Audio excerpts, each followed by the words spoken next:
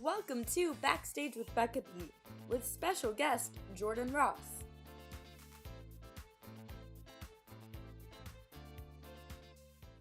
Hi everyone, and welcome to this episode of Backstage with Becca. On this episode, I'm talking with one of the creators of Cruel Intentions musical, and he's also worked on A Walk to Remember musical, I Know What You Did Last Summer musical, Jennifer's Body musical, and much more. Please welcome Jordan Ross. Awesome. How are you? I think this is so awesome that you're doing this. I'm doing good. This is my 11th episode of this, so. Oh, awesome. Very cool. Yeah. So. Are you just, you're just uploading them to YouTube and then sharing them? Yeah, I'm uploading them to YouTube and sharing them. And today I uploaded them all as podcasts too. And I'm trying to get it uploaded to Apple Podcasts. So. Awesome. Eventually. That's very, very cool. How has your quarantine been aside from the podcasting interview game?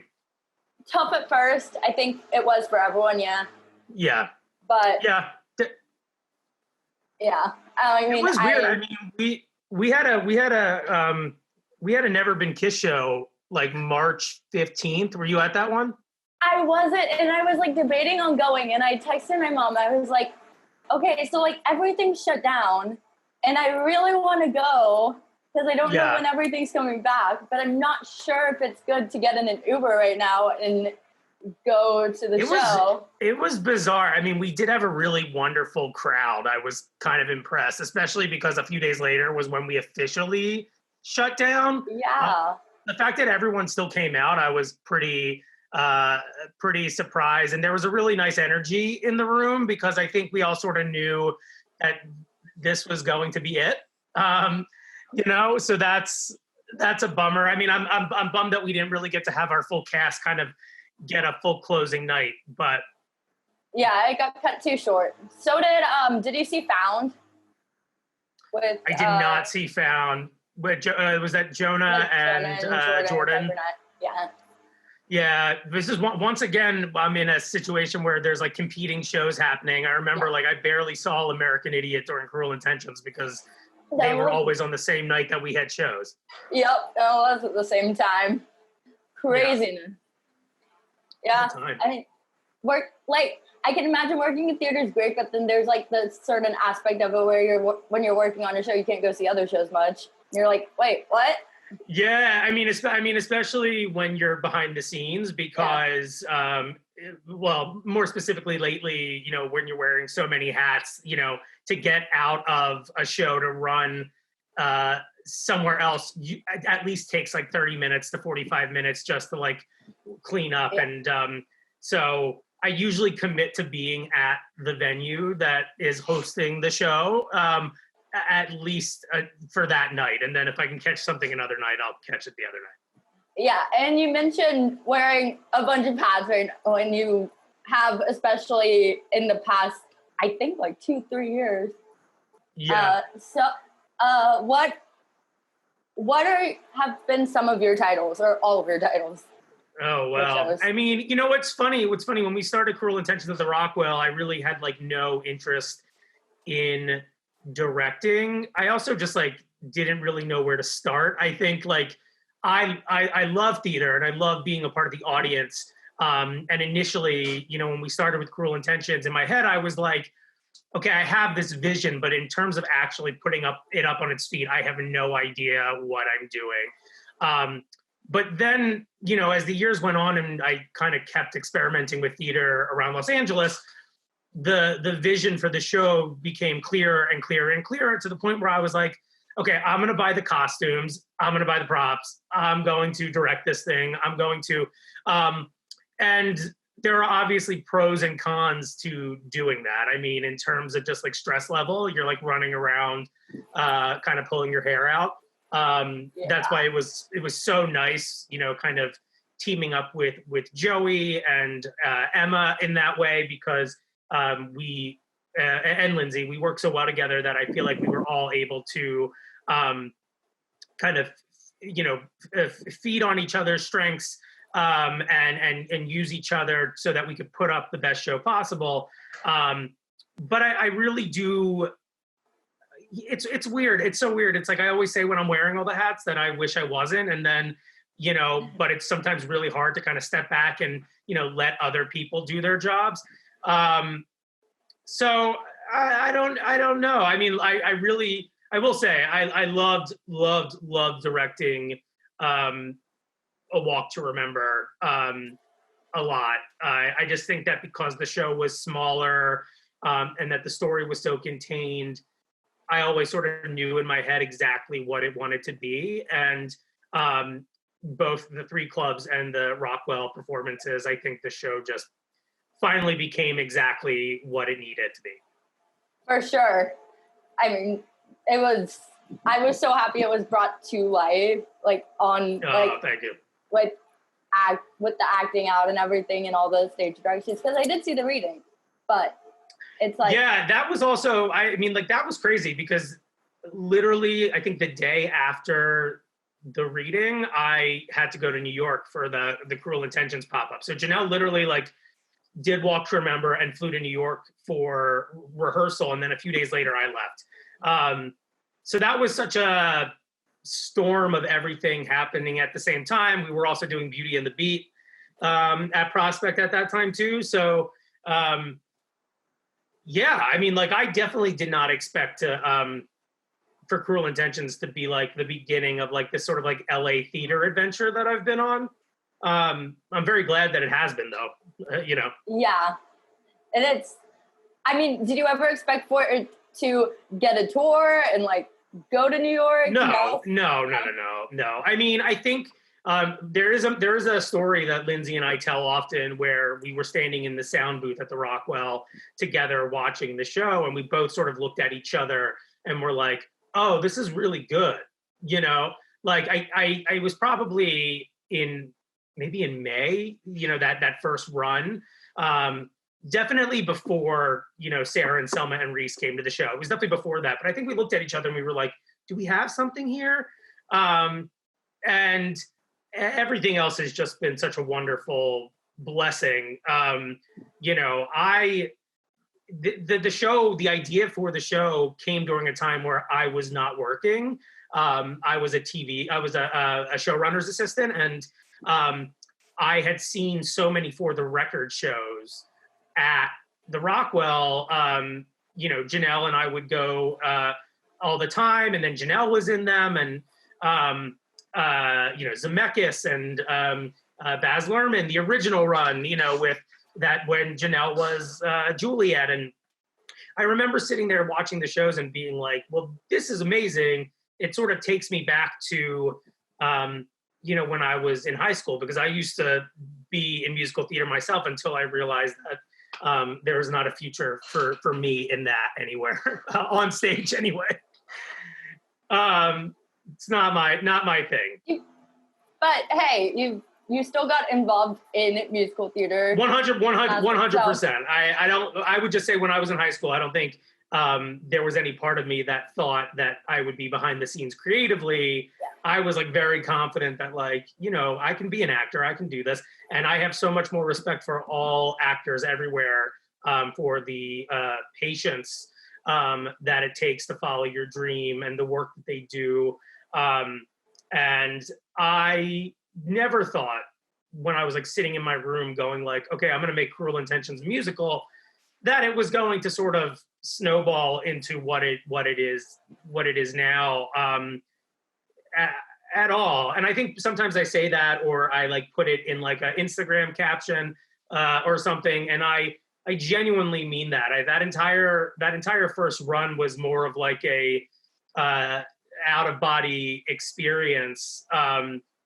Just sort of, yes, it was very cool to see the actors from the movie come and see the show. And obviously, like, I was a huge Buffy fan, so meeting Sarah in person was like a very big milestone for me.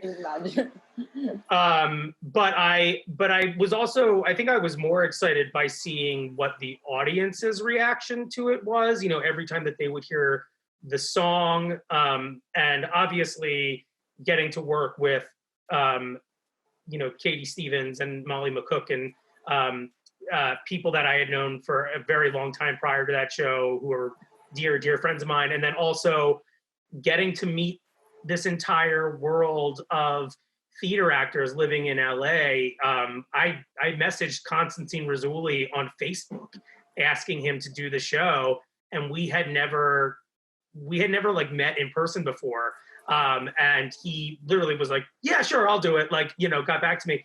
It was a really like in the trenches, all in it together, kind of misfit production when we started. And then, God, it's over 5 years now. I can't believe it. I have like a little cruel wall behind me. I just see that.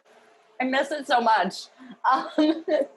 Me too. I mean, honestly, it's so weird. You would think that after seeing it so many times, I would be like I get so anxious. I stand in the back and I like pace back and forth because I just like love. Can confirm. I love the show. I love the show so much that I always, you know, love seeing it when it's firing all cylinders. And the show, every iteration of the show is special to me. But it's just become this thing that brings so much joy to people and nostalgia and people from all ages too. From all ages, I really do. That's what's really exciting to me too, is when you see, you know, it's not just the 90s kids having a ball. It's, you know, everybody's come out for the party. Do you think it was like the kind of in-between? Because I think it was like kind of the in-between for the record and the current Rockwell shows to bring audience. I mean, look, we never looked at it as following on the heels of anybody else. I mean, it would be wrong to say that I wasn't inspired by the things that I had seen at the Rockwell previously. But, you know, we just sort of went into it as we have 3 performances. Let's knock these out of the park and see what happens. One of the things that I'll always say when everybody asks is that I never intended for it to be a parody. I know Lindsay feels the same way.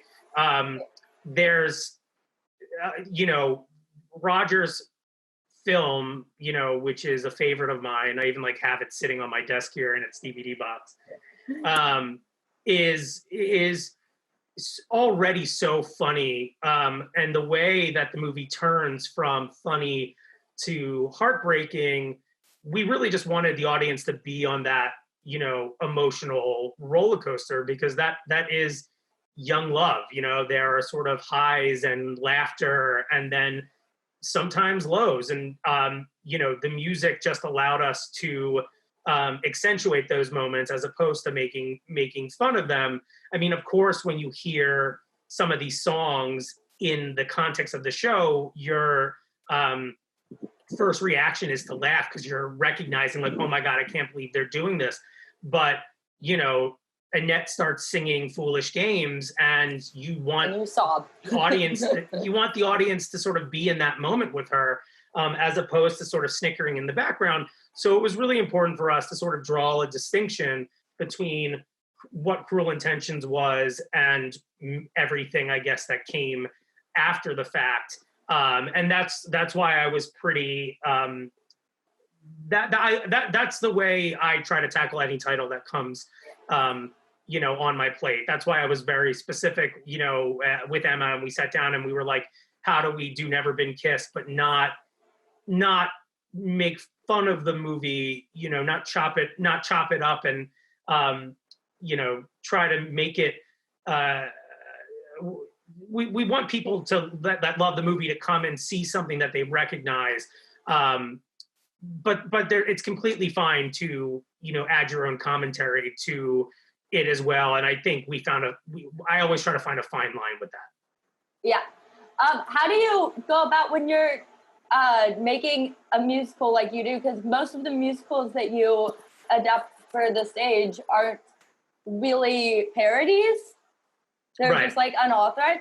So how do you like find or like get the permission and the rights and stuff for? I mean, I really don't. Is that? I mean, look, I've learned like throughout this process, and obviously, I don't know if I should be saying this like on camera in an interview, but it's easier to ask forgiveness than to ask for permission, right? So I will be the first one to say, I'm so sorry, here's what it is. And, but I try to find titles that I think will excite people the same way that I get excited about them. And usually those are cult movies that have survive the testament of time. They are sort of like these feel good movies that are guilty pleasures, and I try to be careful about tackling titles that I feel like are going to be impossible to do without some sort of like studio oversight. But no, I mean, I haven't really gotten the rights for, I think, anything I've done, and we definitely did not have the rights for Cruel Intentions. Roger will tell you that for sure. But then at the same time, I think if you create something that honors the work, and like a love letter, like a love letter that, sort of gives credit where it's due, as opposed to sort of being like, this is my thing. It always honors where it came from, and they all do. And we're so fortunate to have Roger as one of our co-creators of the musical. And then, for everything else, I mean, in my head, I don't think they'll be making a Jennifer's Body musical anytime soon. So I just sort of ran with it. I mean, I hope that anybody who's involved with the films or the TV shows or that come and see the shows realize that it's all done with love. Because a lot of people do come to see the shows that are involved in the movies and TV shows. Yeah, most of the time I'm pretty good about extending invites. I want everybody to feel like they're welcome to come and see the show. And then obviously we've had some people show up unannounced, and that's always really wonderful. Like, I had no idea Amanda Seyfried was coming to see Jennifer's Body. That was pretty. And like, I'm sitting in the back,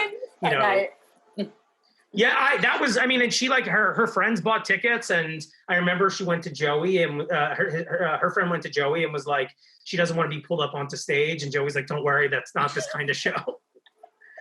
So yeah, that was cool, and she was very, very sweet, and we stood in the back, and she was, very complimentary, and so that was really cool. I mean, honestly, I don't think anything will ever top Selma, Reese, and Sarah coming to see Cruel Intentions. And the OC musical, the one at the Montalban that one night, that kind of blew my mind a little bit because of just the way that went from being like this 120 seat one night only concert to over 900 people at the Montalban. I think we were sold out in like 15 minutes. Yeah. Lindsay called me and was like, we're going to need a bigger venue. And I was like, oh God, it hadn't even, I think I had been the one being like, no, we're going to do this 120 seat thing. Like, that's what we're doing. And we just couldn't do it. There were too many people interested in tickets. So the OC fans went crazy. went nuts. I think I also like watching them try to figure out, like, before the show, like, what this was going to be was really interesting, because at first we were like, okay, it's a musical. And, very grateful for, a friend of mine who was over at EW at the time who, tried to help us get the word out that it was going to be sort of a musical reading of the pilot with songs from the show. And that was just such a blast. And I sometimes I can't even believe that happened. I'm always just like, that was like a one night only blur. I showed up to the after party after, like, putting everything in my car being like, did we just do a show? We just did a show. Okay, cool. Has there been talk of, I had two questions in my head at once. Has there been talk of OC musical coming back for, like, a full stage musical? Like, No. I mean, I think Lindsay and I have always sort of loved the idea of doing more shows like the OC, that one that we did. Obviously, life and work, sort of got in the way. So we never really did a follow-up TV musical. But it's something we always talk about. We had been talking about doing Friday Night Lights for a while. Right around maybe about a year after we had done the OC musical. So that's still something that's kicking around on both our laptops that we would love to see happen one day when we're able to do so. And I wonder if Scott would participate in it. Well, Scott we announced him as being involved when we announced it, and then we never did it. So, he agreed to play Coach Taylor if and when we did this thing. So I hope he will still come and do that, when we get it off the ground. I don't know, something about, when we had Autumn Reeser play Julie Cooper, which was so cool. It got in my head going like, well, maybe every single time we do one of these, we can get an actor who's musically inclined from the original show to play a different part. And, I love Scott Porter. He's welcome to do any show that he wants to do. I mean, so many actors in these shows and movies are musically inclined. So that was, Oh, absolutely. And I have a long list of TV shows that I would love to give the musical treatment to. It's more so the time, and also making sure that if you're going to do one of these, that there's like a narrative drive to it. Not all shows have a soundtrack that lends itself to this kind of format. The OC was like the voice of a generation. There are other shows that sort of came on the heels of the OC that I think sort of have very iconic music moments, but some don't. And I think that in the way that I operate, a jukebox musical needs to drive the story, not just be needle drops everywhere. And if we can't accomplish that, then it's sort of a non-starter for me because people can stay at home and listen to the soundtrack or watch the TV show. We want to try to give them something a little bit different in the live viewing experience. So what's the process of like picking out songs that aren't on the soundtracks to be in the musicals? Because there's some really good musical directors for your shows. Like Zach Found. I got so lucky. Love's X-Bound. He and I are working on something currently that I probably should not talk about on camera, but and then Elmo, obviously, he and I have worked together a lot. I love working with Elmo. I was thrilled to get to work with Gregory Neighbors for the first time ever for Never Been Kissed. When it comes to song choice, it's a lot of me just sort of like in my room watching the movie while like browsing Spotify. But when it comes to sort of like a sound, like if it's a movie like Never Been Kissed, it's a movie like Cruel Intentions, where the soundtrack is memorable, that there are music moments in the movie that you just can't do the show without. It's finding songs that would fit on that soundtrack, right? So, the Cruel Intentions soundtrack is just an overall incredible album, but there are only, I think, 4 or 5 of them that, sort of in the context of our show that you would immediately recognize as being from Cruel Intentions. So it was really easy to go, okay, this is going to be a 90s musical. Obviously, with Never Been Kissed, the fact that she is older and going back to school in the 90s gave us the opportunity to have 2 different decades and try really hard to make sure that Josie's song choices felt like they were from a different time. Meanwhile, all of the teenagers of today are singing songs, from the 90s. So I wanted to feel cohesive. Another example with Jennifer's Body was that, like, aside from that one song from the movie, it doesn't have really an iconic soundtrack, that it was very of the time. So, I made the choice to sort of go with 2000s pop because it sort of felt like high school of that time period.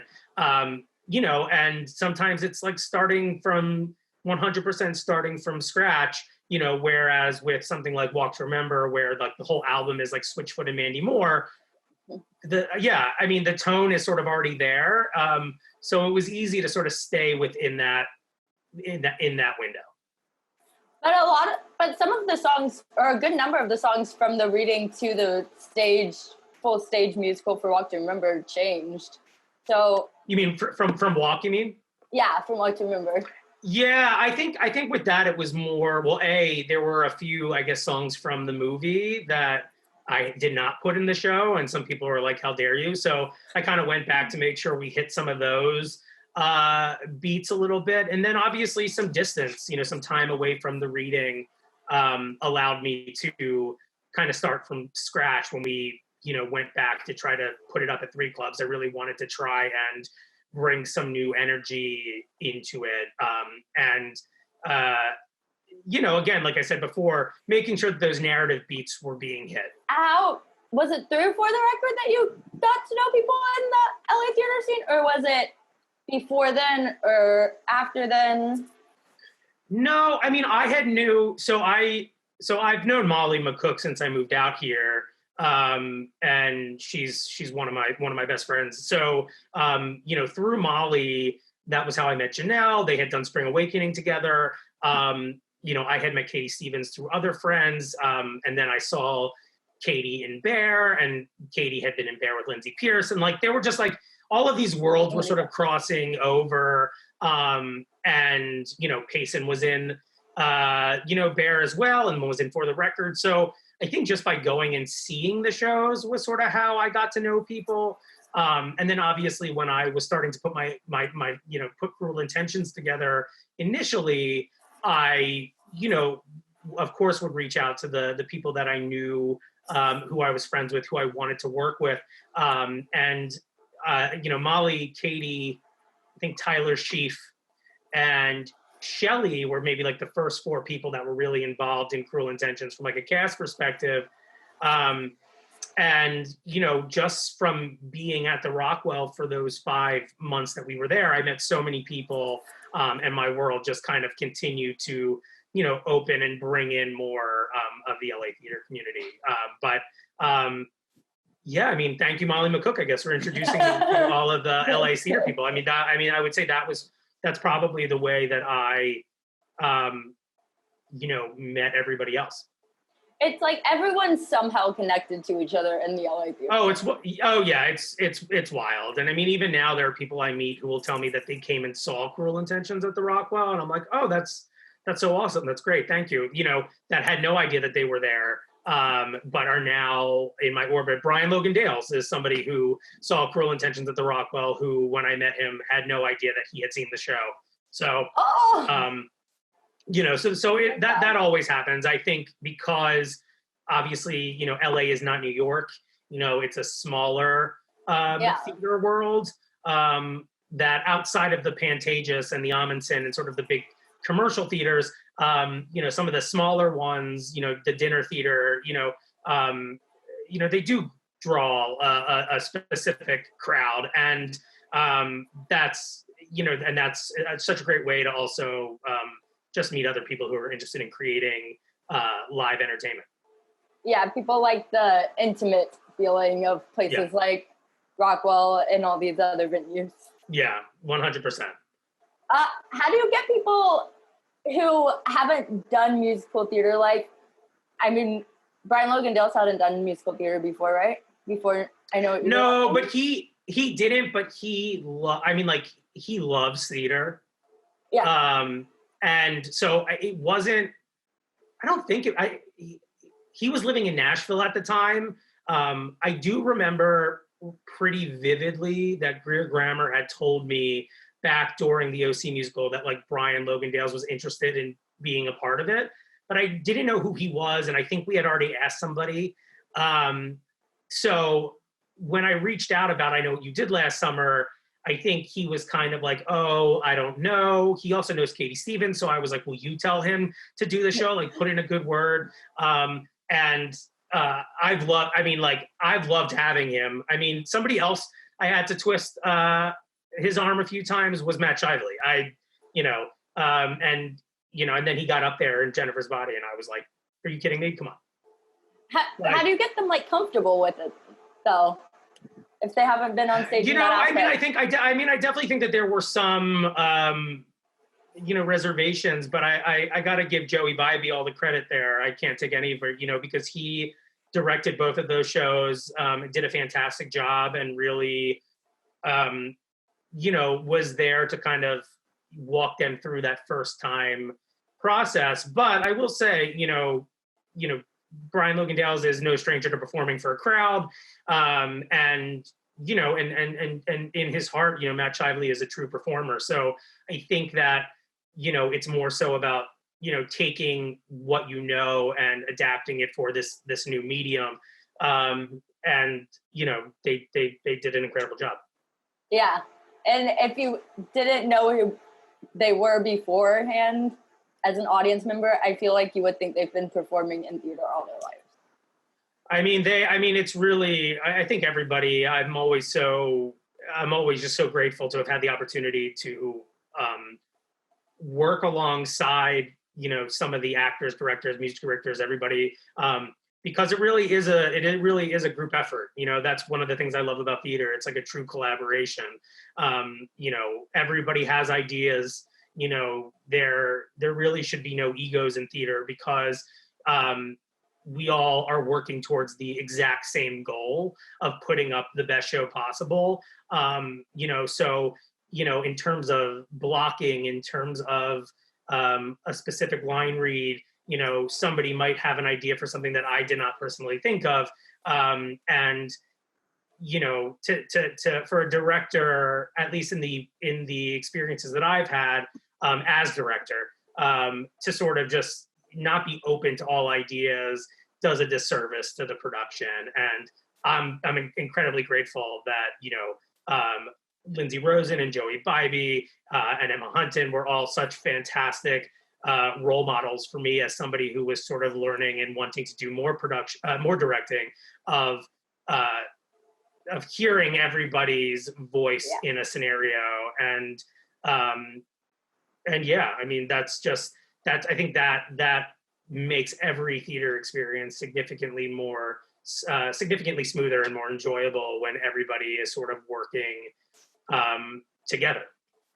And going back to Cruel Intentions for a second, yeah. When was it that you all got approached to take the show to New York and possibly take it on a tour? Oh God. It was definitely after the Rockwell run. I remember our Rockstar executive producer, Eva Price, came to see it at Prospect.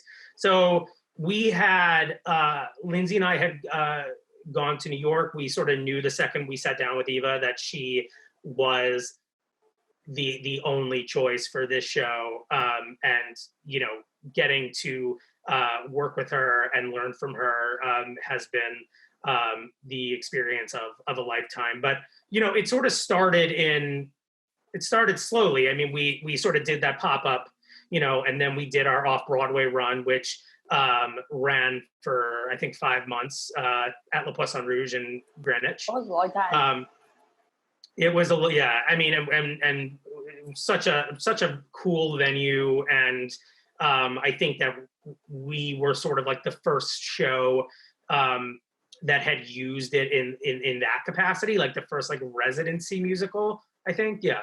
And then, the tour sort of happened after that. And like I said before, every single iteration has sort of been special in its own, unique way. And obviously the tour was the first time that we had a set.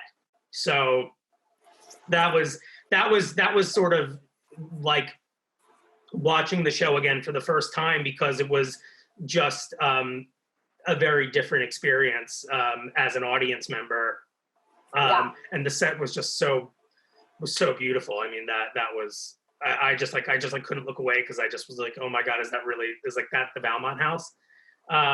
So that was really exciting. But I mean, like, I really mean it when I say, every sort of step in the journey has been like a wonderful surprise.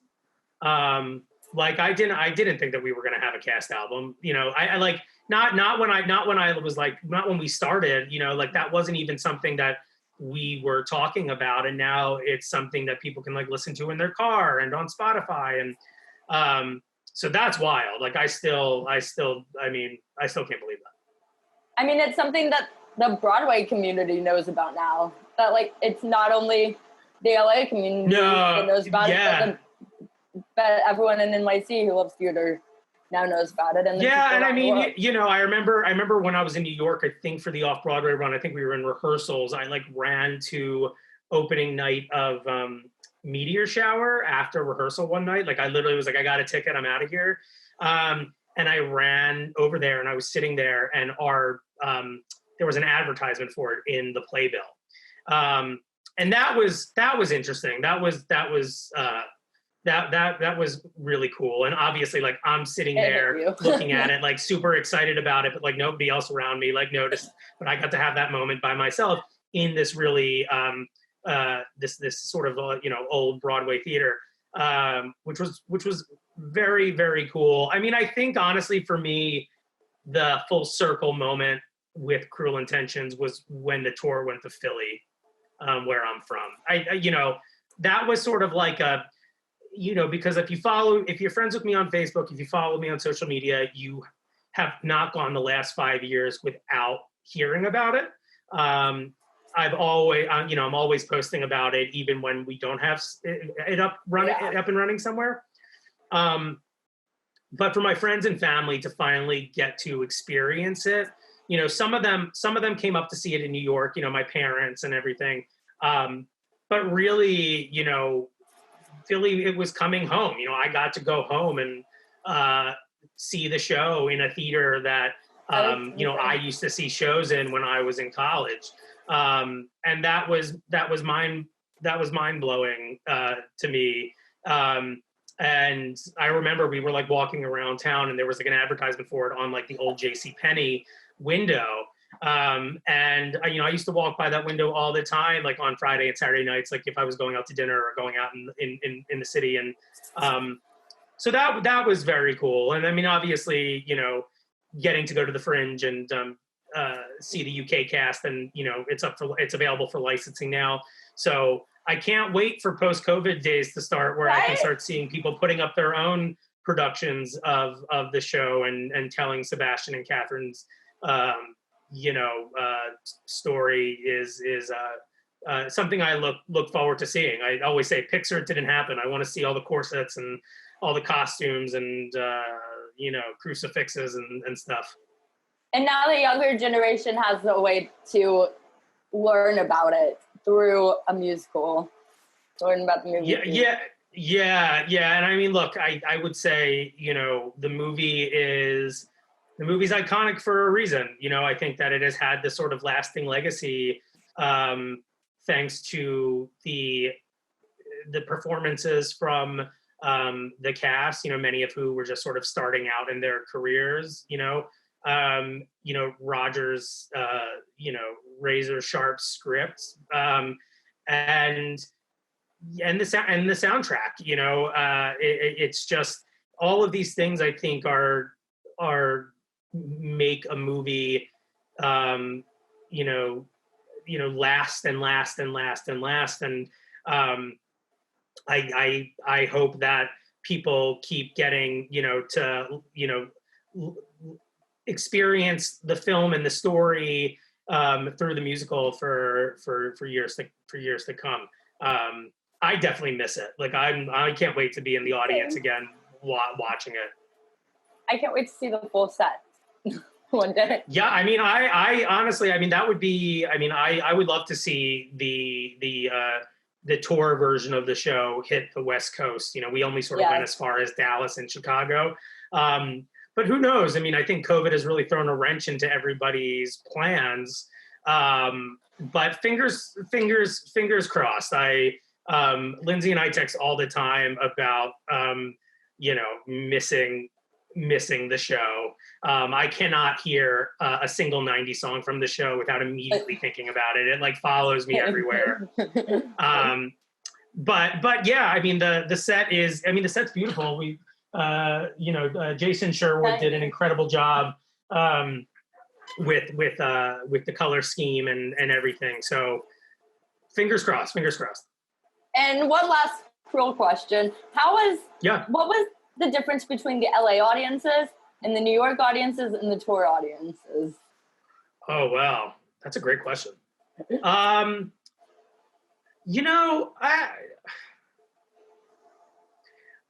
The LA audiences, that was such like we were sort of all in that together, right? Like that was such a first time. I remember being so, not surprised isn't the right word, but we were sold out every night and the energy was always so incredibly high. That it almost feels like somebody else was there watching them watch the show. But they've all been, look, here's what I'll say. The first two iterations of the show, LA and New York, we were in a bar. That was the atmosphere that we were going for. Then you move it into like a proscenium theater, and we're trying to keep the energy of the party alive, but now people are sitting in their seats and we're not walking all around the room. And Lindsay and Kenneth Ferrone, I think, did a really incredible job on the tour of that you were able to have a party in your own seat, right? And so that is something that I think has stayed consistent through every iteration, is the party like it's 1999 energy that started, in the Rockwell room. But of course, obviously, when the actors are moving all over the place and you have Connie screaming Iris like literally in your ear, that it's a different experience than when you're sitting in a chair and maybe you're in the balcony. But as somebody who, has now, seen it from afar in every venue, the energy is still there. And that is, I think, Lindsay, and then obviously, like I said, when Kenneth joined the tour, we're able to sort of keep that alive. And I think that's a really rare thing to experience in a proscenium room. Usually you feel like you're sort of separate, and that the show is here and you're here. But the energy extends off the stage, and there are people singing, you can still bring your drinks into the theater, it's just not as easy to get up and go to the bar, but that energy was still there and, amplified now to fill a bigger room. So look, I love all of our audiences in a different way. I remember being at the Rockwell and hearing people singing along, and, you would think that we were all like in their cars with them. And, I think it was Lindsay, I think, said once in an interview or something that we were doing that, that these songs take you back to the moment when you first heard them, whether you were, singing in the car with your friends or in the shower at karaoke or whatever. And that was always our intention when it came to song choice. And that you can see that on people's faces in any audience. We were doing brunch shows in New York, and obviously the brunch show is going to be a little bit of a different crowd than the Friday night, Saturday night crowd. But there's something about the 90s and the sort of, nostalgia that takes over the second, Zach starts playing those bittersweet symphony chords at the beginning, that, just fuels the show, partly. And I also just want to take this opportunity to just shout out everyone who's ever done the show, who's ever been in the show or played in the band. We really are blessed to have worked with some incredible talent, from LA to the Fringe, and I honestly can't wait to see who steps into these roles next. That's been one of the most enjoyable things to me throughout this entire experience, is all the different takes on the characters, from when we started to now. Everybody has put their own spin on every single role, and it's really cool to watch, especially when, you know, this was really only ever supposed to be this like 3-night concept presentation that didn't have any tech or any, you know, didn't have an intermission. You know, a lot of the songs that are in the show now weren't even in the original version of the show. So it's just continued to kind of snowball into this like super sexy snowman. And, you know, but I'm so grateful for, you know, your support, for the amount of times that you came out to support the show and all the shows that you've come out to since then. I love theater. You know, I definitely think that I see obviously maybe like an original musical somewhere in my future, hopefully. But this has been a really nice way of staying creative between jobs. And there is just like no feeling of standing in the back of a theater watching something that everyone has worked so hard on to put up happen. And that feeling never gets old. There is like a rush that I get every single time, every single performance. I'm usually there every night we have a show, you know, unless, you know, something, I'm out of town. I really don't see you, so at shows. Yeah, I mean, I think I only ever missed like 2 Rockwell Cruel Intention shows. I think, yeah. I actually wasn't at the show that Ryan Phillippe went to. I was somewhere else. So I missed that one. See, I was gonna say I'm really glad that I ran for longer than 3 nights because I didn't see it until May, I think. I mean, me too. I mean, obviously, I'm very happy. You know, now here we are 5 years later, and it really did kick down a door, you know, for me, as opposed to just like letting me wiggle my foot in there. And it led to the Cruel Intentions TV pilot, which was an out-of-body experience, also in its own unique way. And then from there on, you know, it's I can talk about Cruel Intentions till I'm blue in the face, and probably have. So I really need to just, you know, continue to give all the love to the people that came out to see the show when we were just getting started. And I really hope LA gets a chance to see it again soon. It is something that we talk about all the time, and something that Lindsay and I would love to see. So knock on wood, which my desk is made out of.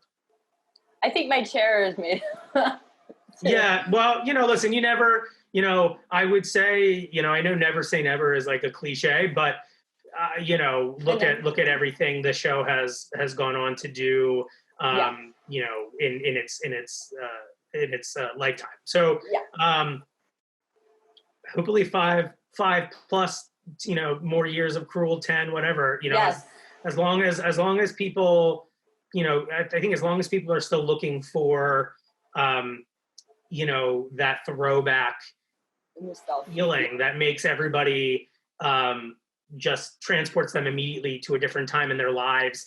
I think Cruel will be there to hopefully do for, you know, 90s fans, you know, what Rock of Ages does for 80s fans. And, you know, that was so far out of my realm of possibility when it was just like a PDF document on my computer.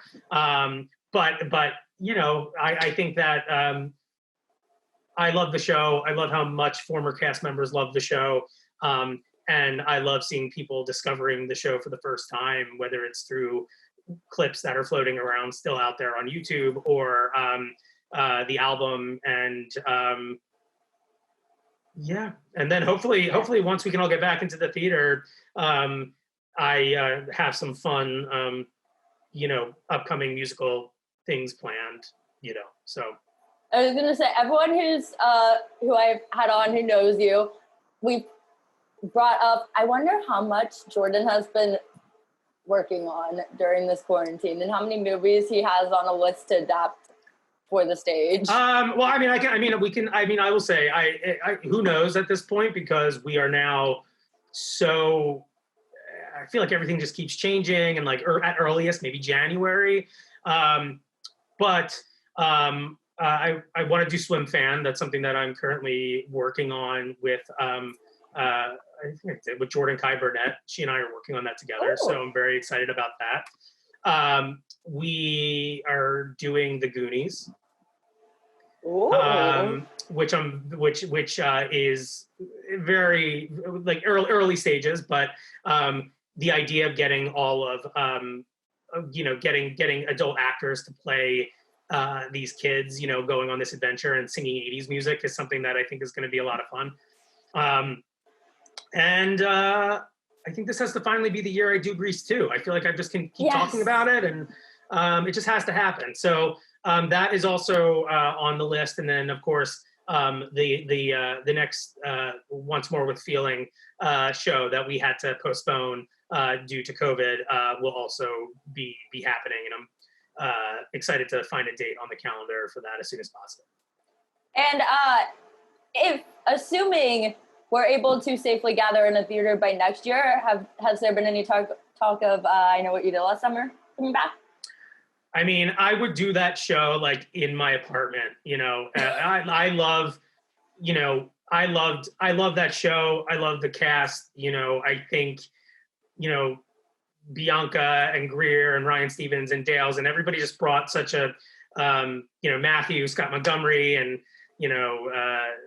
Scott Trent, Alley. I mean, I could list everybody. I love that show. Every iteration has been, I feel like, the show just sort of gets better. And we were super close to bringing it back this summer before COVID hit. So I will say publicly that I will do I Know You Did Last Summer every summer if people let me. If people want to give me a few nights anywhere to do it, I will 100% find a way to make it happen. And I think the world needs it, like a horror musical. Joey and I are always trying to find ways to sort of like amp up the in-theater scare experience. And I think we were sort of able to do that in 3 clubs. I know we had a little bit of that at El Cid. And I think whatever the next version of the show ends up being, I think needs to sort of take that to the next level. And I would love for people to leave feeling like they were in the movie, as opposed to just sort of watching it with music. So yes, I would love to, I would love it. I honestly, anytime, any venue in LA, if you guys are having trouble booking and you need a show, we will do I Know You Did Last Summer. Yes. I will show up and I will find a way to make it happen. Or just in someone's apartment. So. Or in mine. Like we could do like a live stream. I'm sure I could get the cast to come over and do it. But I would love that. And the new version does have some new 1 or 2 new songs in it, and is a little bit longer, so it feels more of like a full show. We tried to like kind of to bring people back. I think when you put up a show for another time, it needs to feel like it that it's changed, that it warrants people to spend the money on a ticket. So we always try to kind of raise the bar with every run. It's also, the horror movie musicals are a good way to introduce people who aren't horror movie people into these movies. And also just maybe to musical theater. I think it kind of gives us a new audience. I remember when we were advertising for I Know You Did Last Summer, I was sort of reaching out to places like Fangoria and Bloody Disgusting and some horror movie websites and blogs to say, okay, well look, it's this cult teen horror movie set to music from the decade. And I think even now the musical is becoming less of a 90s musical and more of just like a horror musical. So there are now some songs actually in the show that are not from the 90s, but kind of open up the, open up our audience a little bit more so that we can kind of say that, we're not going to put ourselves in any specific sort of decade box. Just come and see this movie, come be scared, come hear some killer talent, and come have a great time. Speaking of decades, I have a really hard question for you probably. What's your favorite song from the 80s, 90s, and early 2000s? Oh my God. Becca, you can't do that to me. You know that I just love everything. Okay. Well, you can pick one from each. Okay. All right. If I had to pick a song from the 80s that's my favorite, it would probably be Take On Me by a-ha. And any version of it, any cover, I'll take it, acoustic. If you want to give me some harmonies on it, even better. Take On Me is I think a favorite 80s song. Favorite 90s song? You're here's my top 10. Yeah, where do I start? Okay, my favorite 90s song is actually not in any musical that I've done because there just hasn't been room for it. I think we had talked about putting it in Never Been Kissed and it just didn't happen. Barely Breathing by Dworkin is a go-to. I am barely breathing. And I can't find every go-to karaoke song, just like this, cool pop acoustic. Dworkin went on to do Spring Awakening. He did all the music for Spring Awakening, but I'm always just at the end of a Dworkin musical, want to hear somebody sing Barely Breathing. Everybody sits down at curtain call and they sing that. So Barely Breathing, yes, is my favorite 90s song. And then early 2000s, 2000, 2010. I was such an emo kid in the 2000s. I feel everyone thought they were. Everyone older than the age of listen, Walk to Remember was literally my entire high school playlist. So, oh God, that's hard. I really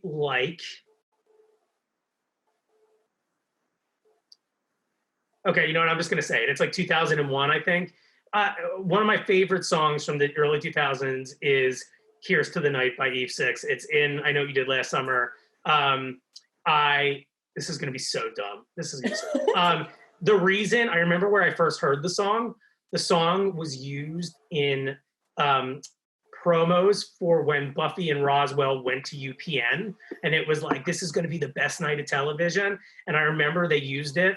And I think ever since then, it has just been a song that I always connect to, sort of that specific time in my life where I was falling in love with TV, and then right on the heels of Buffy ending, I think we got VOC and WB, the One Tree Hill and everything. But Here's to the Night is a very underrated Eve 6 song that I love putting on in the car and singing along with all the time, and being able to put it in a musical with harmonies mashed up with Save Tonight by Eagle Eye Cherry was literally just a personal dream of mine. So yeah, I think that, I can live with those choices. And see, now I don't feel crazy for liking songs that are used in promos, loving them obsessively, that are used in TV promos. No. I mean, back in back in the back in the 2000s, I think it was more common to use songs that, were familiar so that you would maybe even pull your attention a little bit more. God, I mean, this is dumb, but I remember there was a One Tree Hill promo when I was in college that used It Ends Tonight by All American Rejects. And I think that's where I heard the song for the first time. And then obviously now it's on playlists that I've had on my computer, since I was a teenager or, 18 or 19. But, I feel my entire music taste is usually sort of built out from the 90s, and then anything I heard on the WB is that's sort of where I learned how to love music. And shout out to those music supervisors who just knew the exact song to break your heart in the final 2 minutes of a TV show.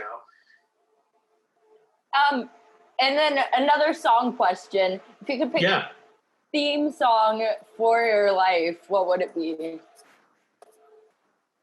Oh, Becca, this is hard. A theme song for I know, my I have life. hard questions.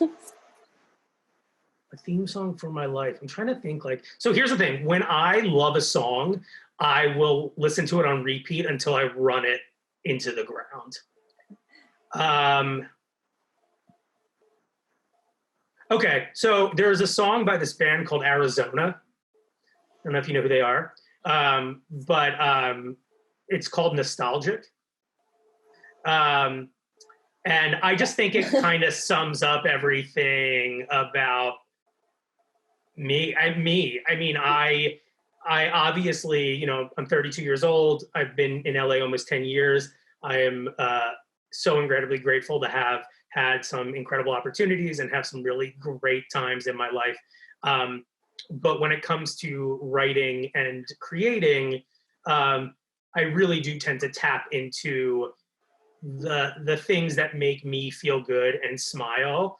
And I don't think there is a single person who knows me that would argue that I'm not nostalgic for a different time, and that doesn't, that's not a reflection on where I am now and what I'm working on. But I'm even, writing a TV pilot right now for MGM that is very much nostalgic for all of the music and shows and movies and things that we're talking about. So Nostalgic by Arizona is I would have to say maybe right now and maybe at least for the last 5 years pretty much sums up where I'm at to a T. I can see that. Yep, perfect. And what advice would you give to someone who wants to get into the creative side, like behind the scenes side of the entertainment industry? The only piece of advice that I think I can give that I was sort of given that is not really like a theater related thing. Because honestly, the Cruel Intentions musical came from, a TV writer telling me to find a way to separate myself from everyone else, to have something on my resume that was like a talking point. And at the time, I thought that was really interesting.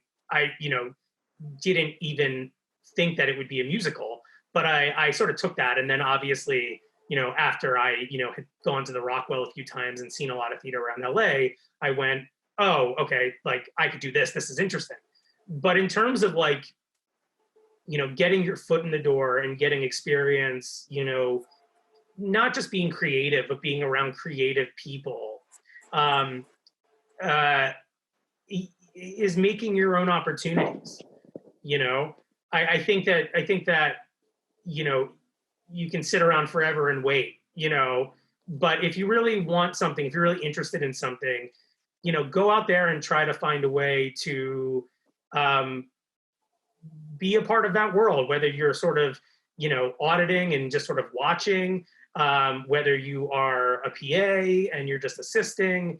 I think that is, you really sort of have to sort of take control of what you want. And there are thankfully now, I think, more of those opportunities in LA to be involved in theater than there maybe were, 5 years ago when I was sort of starting out. But I think make your own opportunities, is sometimes a little easier said than done. But I think that when you're passionate about something, when you have that sort of,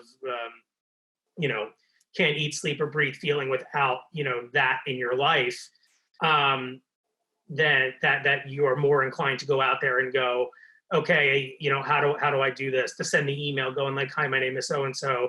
I was wondering if you have any open opportunities for me to, help out on your next production. And I love having people come in and want to be around and work because they just love the environment and love the atmosphere. And so, I think make your own opportunities. I got that very early on when I moved out here, and I continue to impress that on other people. And don't be scared to do something out of your comfort zone. Never. I mean, look, the worst somebody can say when you shoot an email is no. So that's really it. And don't let that deter you. You know, that you know, if not this production company, if not this, you know, maybe the next one. And you know, you never know that one yes can really change everything. You know, had we not gotten 3 nights, you know, on the calendar at the Rockwell, you know, I don't, you know, I definitely don't know where I would be now. So keep going out there and keep trying to do what you're passionate about. Yes, absolutely. And how do you think theater anywhere will be different when it's able to safely come back? I don't know. I mean, I think that, you know, fingers crossed again, you know, knock on everything, that there's a vaccine and things can, you know, get back to normal once we know that it's healthy for not just the audience, but the performers and the behind the scenes, you know, production staff. I mean, you know, actors are one thing, you know, you have the stage managers and the costumers, lighting, sound. So I think it's going to take some, you know, putting heads together to find a way to kind of get us all back in the room together. I will say what I think I'm really excited about is to see how this forces people to adapt and be more creative in a production sense. You know, there have been a lot of really exciting things happening over Zoom, obviously. But even, you know, just sort of when it comes to those immersive dinner theater experiences, those shows, you know, maybe you do cut capacity, you know, keep people separate, you know, stage it a little bit of a different way. You know, I've seen some musicians doing these like drive-in concerts where they're on stage and everyone else is in the car. You know, I don't know if, you know, there's a future in that with theater. I know they've been trying some things in London, you know, where they've been doing sort of like the drive-in theater experience. It's really hard to say, you know, how this is going to, you know, change the medium. I mean, even just talking about Cruel Intentions, I mean, Sebastian almost kisses everyone in the show, you know, like, you know, until we can know that everybody is safe from transmission, it's really hard to kind of, you know, have people within 6 feet of each other with microphones on. So, you know, I've spent a lot of time, I think, in the last few months thinking about, you know, changes in production.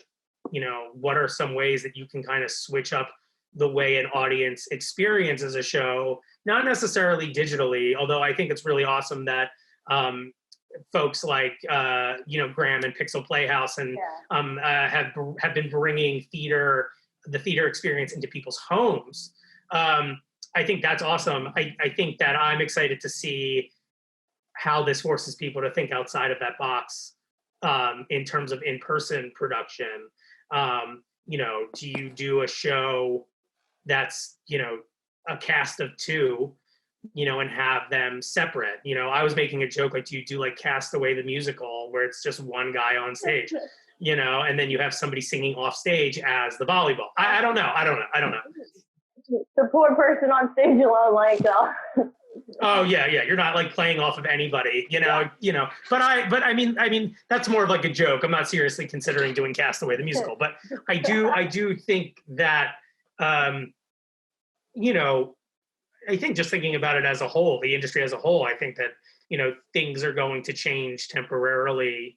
And, you know, not to like circle all the way back to the beginning of our chat, but, you know, we went from, you know, having, you know, sold out houses have never been kissed to like literally all theaters are closed. So it was weird. You know, it was weird. Did you come to Hometown Jukebox? Yes.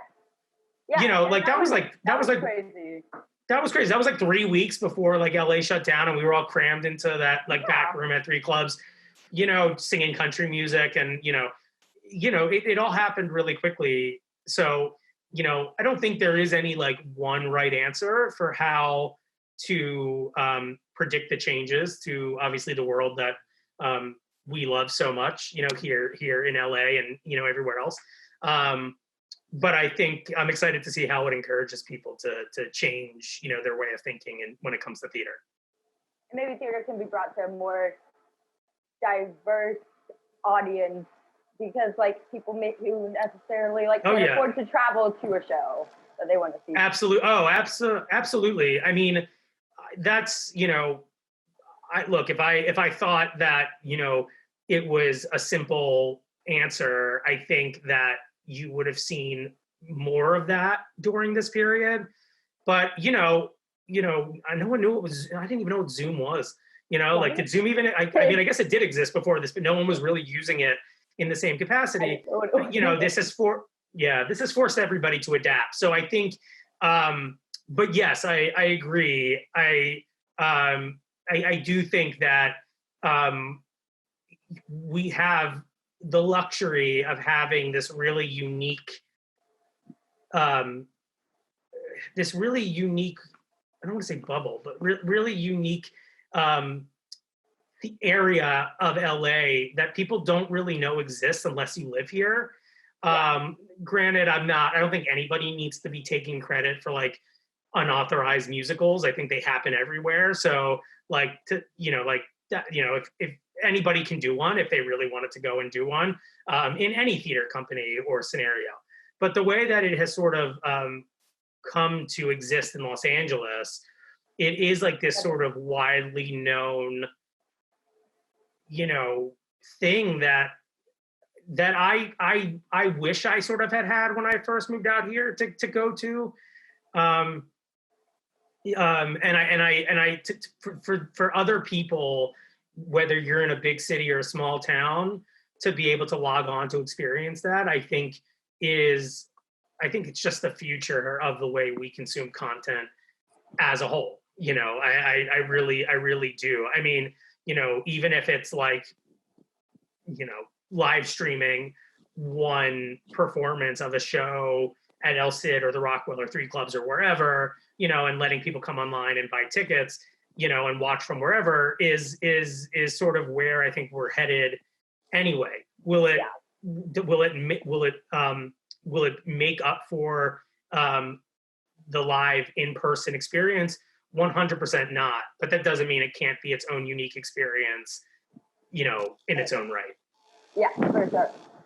And lastly, is there anything that you haven't talked about that you're unable to talk about that you've been working on during this quarantine period? No, I mean, I said I was writing a pilot for MGM. I don't know if I was supposed to say that, but I think it's fine. I think it's fine. I mean, that's been most of my quarantine. I have done some musical work on the side, trying to get some, ducks in a row on, how to proceed once we're able to dive back into it. But, I think because I do so much theater all the time, I live and breathe, every, it's like I can't not be doing a show. So that's been really hard for me, during this time. But I did move out here to write for TV, and being able to, spend the time at home, social distancing, kind of diving into another world has been a really nice escape. So I hope that you guys have the, you never know, but hopefully you guys have a chance to see that. And, and like I said, there are always Cruel Intentions conversations happening. There's never not Cruel Intentions conversations happening. So on behalf of Lindsay and Zach and, everybody involved in the musical, that I hope there are many, many, many cruel days to come once we're all able to be back in person. Yes, same. Cross my fingers. And to keep up with you and upcoming projects that you think once the world should open back up, where can people follow you on social media? Where can people follow me? People can follow me. So my Instagram is JR Shindy, which is my full name, and then Twitter is Jordan Ross TV, and I'm, like, I mean, we're all at home. I feel like all I do is either like eat, tweet, or write. So maybe sleep. Sometimes hang with my dog, I guess. Oh, your dog. Yeah, he's actually been trying to get into the room while I've been on Zoom with you. I'm shocked he hasn't. He's kind of figured out how to open the door, but that actually would have been a great interview moment for him to just like wander in.